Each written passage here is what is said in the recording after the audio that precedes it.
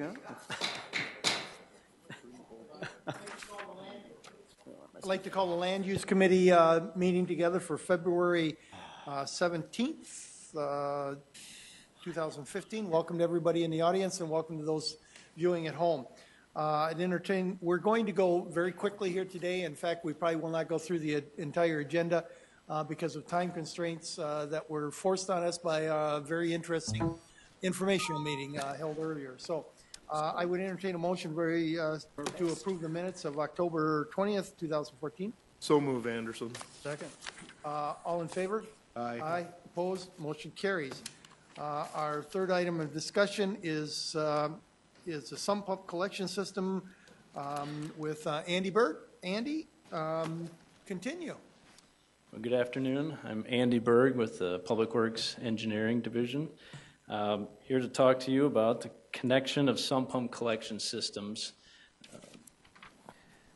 This came about through some discussion. I presented to the council at an informational meeting about the stormwater program in general.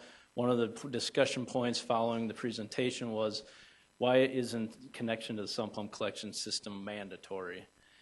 Following that, there were 3 meetings held, an IRAB meeting in December, followed by a meeting with the Home Builders Association later in December, and then again back to the IRAB group in early February.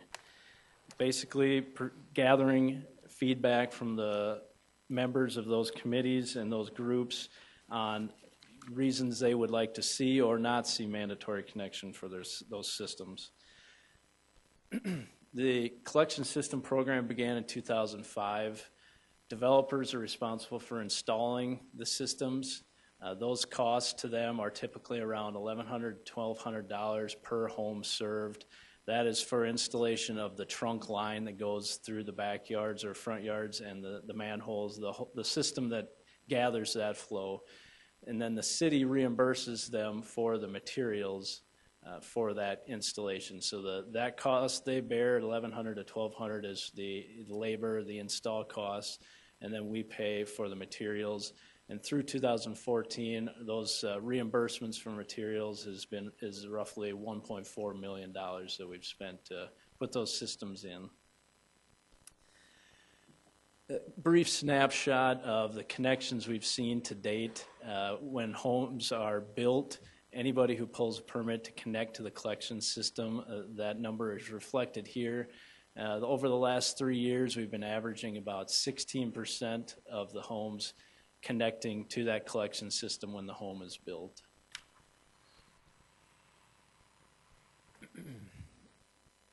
Since 2005, we've also spent monies towards retrofitting areas of town that did not have a collection system. So basically any developments built before 2005, if they've been identified as an area that has significant groundwater issues and nuisance pumping, we go into those areas and retrofit a system into those areas to serve them. Through 2014, we've spent roughly $650,000 installing those retrofit systems. And we've had 162 connections made through those. The connection rate obviously is higher in those areas because they have been identified as pumping areas. Through the feedback we received at these meetings, I've got a couple slides. The first one being reasons for going towards a mandatory connection. One of the main things is our sanitary sewer system, trying to reduce clear water flowing through the sewer systems, trying to help decrease the infiltration into those systems through illicit discharge or illegal connections or pumping into the floor drains in the houses. Also, the buildup of algae in the sidewalks and the streets during the summer months and ice in the winter for those areas where people pump in the winter months. Every year we hear of injuries related to that scenario. And then also just the soggy backyards, areas where the drainage isn't able to get out of the areas fast enough, and that constant pumping creates just that soggy situation in the backyards for the pumper themselves and also their immediate neighbors. Some of the reasons we heard to not go towards mandatory connection: not all homes need the connection. They don't all pump There are pumps, some that rarely pump, if ever, and when they do, they can manage that discharge. Percentage of pumpers who need to connect is low in comparison to the number of homes built. The number of homes that actually have a constant groundwater problem obviously is not, a high percentage, but there are some that are going to pump all the time as well. Better education between the builder and the owner would help reduce these nuisances. There's a lot of instances where builders will notice that there's groundwater in the hole when they dig for foundations or a basement, and they'll suggest, if they are educated in the process, and suggest to that homeowner, we suggest you connect to this system. Obviously, that's better for everyone involved. Then they aren't having a nuisance in the future potentially, and also the builder is not going to have to deal with those complaints about that system after the fact. So, better education between the builder and the owner is another thing that would certainly help that situation. Wanted to map out just the areas we receive calls regarding sump pump discharge. This map's really just to kind of show you that it's not concentrated to just the southwest, the southeast. It kind of does show that it's mostly the south half of the city, but this is just 2014. In a dry year, obviously these numbers go down. A wet year, they go up. But this just shows the rough areas that those calls have come in. In 2014, we received 77 relevant calls regarding sump pump discharge that led to a site visit or potential nuisance enforcement. Of those 77, 35 of them occurred in areas where we did not have a system to connect to, meaning it was in an area that was built before 2005.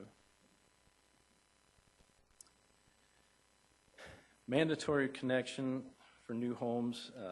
Basically, if we went down the path of requiring mandatory connection, homes that were already constructed would follow the rules that we do now. They do a shallow bury. They can do a site-by-site basis. If they're not pumping in the winter, they'd have a shallow bury system. They just do what they need to do to get rid of their discharge. If we go into the mandatory connection, we've got a detail that outlines how they should connect to that system. Those costs, just show you one more plate. This is an option where it allows them to put the hose into the pipe on a riser pipe in their backyard. So in those summer months, they can just dump the hose right into that capped riser, so they don't have to go through the expense of burying a pipe, a permanent pipe. That works for those that just pump in the summer months. And we do this on our retrofit projects. We stub it up behind the sidewalk like that so that they can do that cheaper option if it works for them. It also keeps it off the sidewalk. And if they choose to do a permanent connection, then they connect down at the elbow. Average costs, we reached out to some developers, home builders, asked for those costs associated with connecting to the system. The average costs were anywhere in that $600 to $800 range if you're connecting before there's sod and sprinkler systems, landscaping, basically at the completion of the home construction. If you wait till afterward, there's a lot of variety, fences, dog fences, sprinkler systems, all that type of stuff. Is a bigger impact. Those costs roughly double when you start talking about doing it after the fact, after a nuisance has been identified.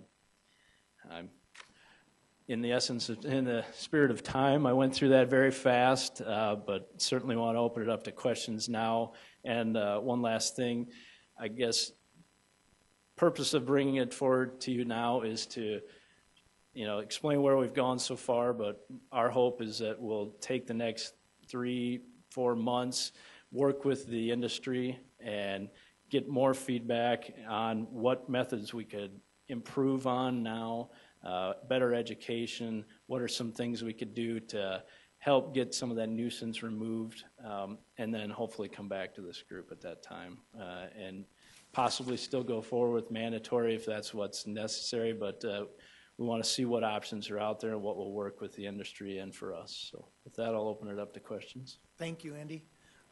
Thank you very much. Good report. Do I have some questions? Councilor Anderson.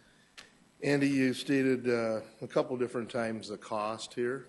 these are total cost of installing these pipes and that? Which Well, you cost? said, on the first one, you said, since, let's see. Oh, yeah, the program began in 2005. The typical cost is $1,100 to $1,200 per home. Sure. And then we reimburse for materials. So Yeah. is this the cost after we reimburse or before?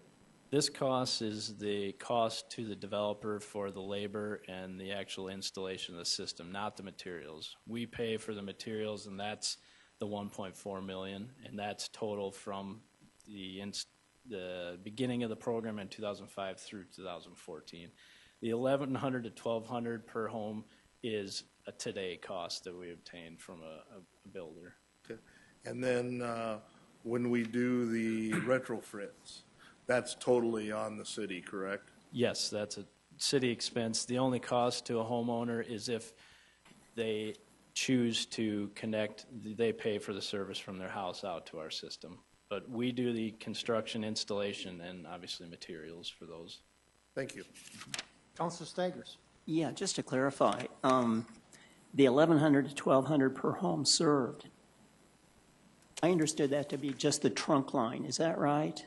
Yes, it would be the collector main trunk line, the Ys for each lot, and then the manholes themselves. And then the additional 1,200 to 1,500 is from the trunk line into the house. Is that right? If the yards are established, fences, landscaping, sod, that type of thing. If you do it before all that's there, the rough cost is $600 to $800 from the house to that Y. And so right now, you're going to be debating about whether to make connection mandatory or voluntary. Is that right? Presently, it's voluntary, and yes, the discussion is, should it go to mandatory connection where everybody's connected? That way, anyone who's pumping, it's automatically going into that collection system that's already there to serve them. But would the mandatory also mean if you have a home and there's no water problem, you'd still have to hook up? Yes, the home would be connected at the same time that it would get its water service and its sewer service. Even though you might be on top of a hill where there's no water problem, you're going to be mandatory to do this. The unfortunate part of groundwater is it's very unpredictable. Yes, on the top of a hill, generally you wouldn't, but we see folks pump on the top of a hill but not at the bottom, and one neighbor pump and the other not. So it's extremely unpredictable, so it's hard to determine. It would be nearly impossible to say this development doesn't need a system, but this one does because of the geography. That it would never work that way, but yes, that would require everybody who builds a house to connect from this point forward. If I can say one thing more. Yep. And that is, I guess I'm really concerned about that, wasting resources on homes that don't have a water problem. I wish that we would take a closer look at this, and, homes that do have water problems, that's a different story, but you don't have any. Like the home we live in right now, we don't have any problem, and there are many other homes like that too. And if I could help there, I don't know that we're talking about doing that. What you're talking about is for new developments at this point, correct? Or are we talking about the whole city of Sioux Falls? No, this would be any homes built after that point. If we decide to go mandatory. Ordinance something in July, so anything built after July, new, Yes. would need to be, in a development, would need to be, we will make the contractor put in the system anyway, and then it would be a choice whether they wanted to hook up directly or indirectly to it, that kind of thing. Am I catching the drift there? It would be it would be part of a home inspection before occupancy. Is the piping plumbed out to the collection system in the backyard or front yard? Yes or no? And if it isn't, they have to do it. If it is, it's checked off. So it has to be done before occupancy. Only on new properties, Councilor Staggers, not on existing. Yeah, but see, the problem is this is going to add to the cost for new houses unnecessarily if the home doesn't need it. This is a waste of resources. Well, currently, I think we're requiring sump pumps in every new house, correct? The sump pit is required in every house. Right. Yes. Which means that around the edges the piping around the edges has to be in too. So I it can believe get- so, unless it's a slab on grade type home or something that doesn't Yeah, have yeah, then it basements. wouldn't, but yeah, okay. Any other questions? So what I'm hearing is then you're going to take this to the builders and the contractors and the developers and find out how they feel about it and get some more input. Yes, And then- we've started that discussion, and yeah, we want to continue that and work with them to find the You would best be solution. back to us in what, 90 days, sometime this summer? I would expect sometime this summer, yes. Okay. Okay, thank you very much, Andy. Good report. Let's move on then, if we could, to the special assessment policy. And we got, Mike and Mark. not Jason and you're not Mark, but you are Mike. Okay. Mike Cooper, Planning and Building Services, and Mark Cotter is going to join me. As you know, we've been working on an annexation program since going into last year. We've discussed it with the council at various times. Last fall, you adopted an ordinance that gave us some flexibility in terms of doing assessments up to 20 years and looking at the interest rates. We've identified areas that we want to go out and work with the property owners on annexation. These are properties that have either been surrounded by the city or that are gaps or islands that really should be brought into the city limits. In some cases, those unannexed land areas are going to be vacant, but in other cases, they're going to have existing development on them. And so one of the things that we've been working on with our steering committee is let's come up with a policy that we can use when we want to annex existing development, primarily existing residential development. And Councilor Rolfing and Councilor Karski have been involved in these discussions, along with different city staff and the attorneys. And what Mark is going to go through with you today is a recommendation on a policy that we could use in these unique situations where we're working with property owners to annex land that has existing development on it that doesn't currently meet the city standards, but in the future would have to. And how are we going to work with the property owners to pay for those improvements or those assessments? So that's kind of what we want to go through with you quickly today, is where we're at in developing that process or that policy. Thank you, Mike. I'm Mark Cotter with the Office of Public Works. This has been a really good discussion on, and you know, over the decades, there's been neighborhoods brought into the city, and different levels of improvements have been constructed and then assessed. One of the things that we went to tackle on this policy is to make sure that there's a really good, fair, equitable approach. In the past, what we would normally do is we would take all the project costs, everything from the utilities to which includes water, sewer, and storm drainage, and then the street costs, the light costs, and the sidewalks, and then we would add up what your frontage feet is, meaning what amount of your lot faces a street. And in some cases that's 1, in some cases that's 2, because if you're on a corner lot, you'd have those 2 sides.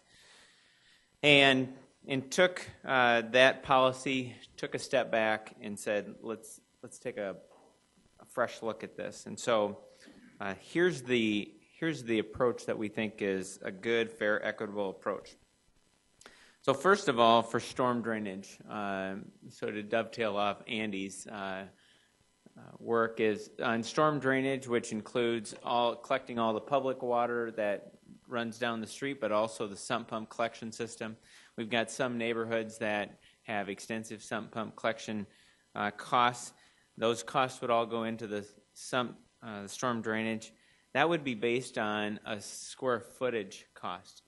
And how we'd establish that is we would add up those storm drainage costs, and we'd find out the amount of area that we're working with, which would be the private property area.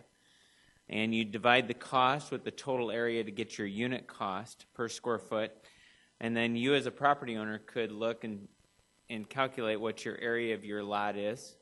take it times that unit cost, and that would be your storm drainage assessment cost. Okay? Then for the utility improvements, which would also include the streets, street lights, sidewalks, water, and sanitary sewer. For all properties that are located in what we would consider kind of a common grid, more of a rectangle that has very, evenly drawn lots, not a cul-de-sac. To the contrary, if it's more of a grid pattern, then what we want to do is, for those properties, we want to just only assess them on the address side. There's a discussion that is there any additional benefit if you're a corner lot for you to pay more when the entire neighborhood uses that street network. And so we came to that point to say really fair and equitable wouldn't be to put additional burden on those corner lots and only assess the address side. So if the entire neighborhood, for example, was on a typical grid system where there are square streets and that you would add up those project costs, and then you'd add up what the frontage feet is on the address side of those houses, and then you divide those two. You take the costs, divide it by the frontage feet, and then that'd be your unit cost. And then if you had a 100-foot lot or an 80-foot lot, you would be able to easily calculate what your assessment would be. Then the last thing that we tackled was there are some streets like a cul-de-sac street. So as you enter a cul-de-sac, but then as you make your way around the cul-de-sac, those lots can be generous in size, but their frontage is usually very narrow. Some of them could be as short as 25 feet. And so they'd be getting a benefit for, in that case, a much smaller amount that they would have to pay. So what we said is on a typical street, and if you can just visualize a street with a cul-de-sac, we would add up the cost to put that infrastructure, which is utilities, not storm drainage. Storm drainage here would still be handled by the square foot method. But the utilities, the streets, the curb and gutter, the lights, the sidewalk, and if on that particular cul-de-sac, if there was 5 lots, you would divide those total costs by 5 and negate the frontage foot, because as you get closer into the cul-de-sac, that frontage feet gets pretty narrow. I'm asking them to put the assessment policy on the screen up there so the people at home can see it. Okay. Get an idea of what we're talking about there. Thank you.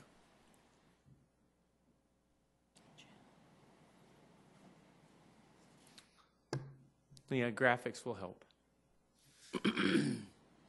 All right, can we zoom in on the top one first, then I'll just do a quick recap. All right, so the top one, that's what we call the standard grid. Thank you, Counselor. Can you see that? Just say that's a standard grid and then go to the next one. We've got 4 minutes left. Okay. That's the standard grid. That's a cul-de-sac. So both are unique situations, but we feel a fair and equitable way to spread those costs. On the grid would be just to add up the frontage feet and then take the cost divided by all the frontage feet to get the unit. And then you can easily calculate that if you have a 60, 80, 100-foot lot. On a cul-de-sac, that's just, as you can see, the one especially at the bulb of the cul-de-sac, very, very small amount of frontage feet, but those lots are still generous in size. Felt a more equitable way to spread those street costs is once you leave that main road, calculate those street costs, including the utilities, and then divide those costs in that case by 5. And then the benefits equally shared and paid for. So in all cases, we want to make sure that we hit the minimum design standards to make sure that we have good roads that have the utilities that are up to standards. We have good accessible walkways, well-lit streets to make sure that we're building neighborhoods as we annex and assess some of these islands. That they're done right and done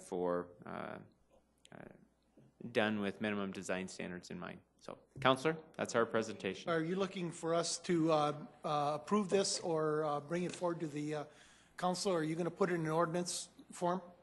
Right now, we're looking at it as a policy that we could incorporate into some of the other documents that we have, and we can go forward with how that would be done. So we'll come back with some recommendations on how this could be adopted.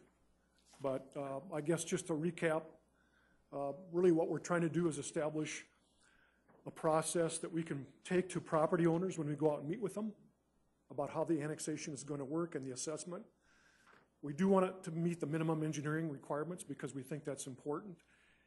And really, we want to come up with something that's fair and equitable because we are dealing with some pretty unique situations in some of these existing development areas. Very quickly, any questions from anybody? Councilor Staggers. When are we going to start forcibly annexing? Well, our goal is always to do voluntary annexing, and so if it gets to involuntary, then those will have to be discussions that we have here with you and the council body. So would we anticipate maybe this year we'll do At this point, we don't have any scheduled that would be involuntary. Our approach is always going to be education and voluntary. Okay. Councilor. We have about 5 areas that we're going to focus on for this year, and then hopefully with this, they will become voluntary. It's the best way, yes. Yes. The best. I just want to be clear on the process and the next steps. This is such a big issue. I'd hate to see it rushed into a council meeting. Were you intending to come back to another land use or just another informational? Whatever. You're not in a time crunch to get rushed. I think we need to come back to a land use. Give us some direction what you would prefer. Yes, yes. And I apologize for the lateness of the hour and having you go through it quickly. Let's get back on the agenda as quickly as possible with this, and I know there are some things that are working on through the committee, and so. This gives you a chance to kind of digest Yes. where we're at so far. And if they've got a better idea, we'd love to hear it, right, Mike and Mark? Okay, with that in mind, with about 15 minutes to go till council meeting, we are going to adjourn and be back in March.